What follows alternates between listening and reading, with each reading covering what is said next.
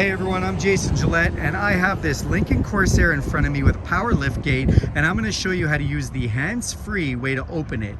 So you can use this key and of course hit the double tap and it'll open. I'm not going to do that, I promise you. I'm going to show you how to do this another way.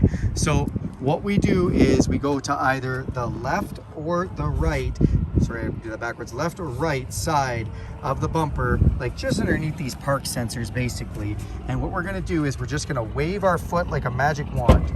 Now, it takes just a second. You can see it open. It doesn't take long, but just don't leave your foot underneath there. What you want to do is you just want to wave it, put it in, put it out. As soon as we do that, look at this, it's closing on its own. Magical. All right, now you know how to use your hands-free liftgate. It should be as simple as that. If it's not, maybe it's malfunctioning. Maybe there's a feature inside the vehicle you need to turn on, but that is as easy as it should be. All right, thanks for taking a look at this video, you guys. Do me a favor, click subscribe and hit the notifications button, and I will keep making these great videos. Have a great day.